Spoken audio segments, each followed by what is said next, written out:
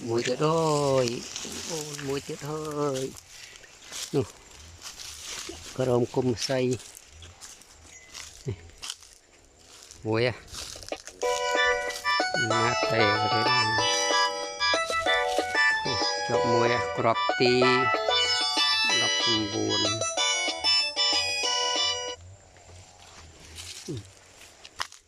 nè, chọn vậy.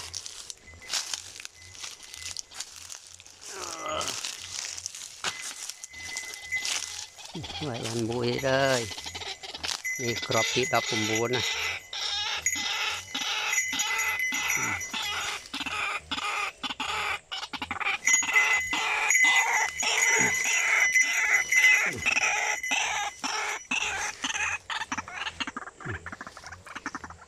Châu crop đập buồn ơi, các bạn mùi tuyệt một phây à, crop ti đập buồn ơi, ông con, tôm à.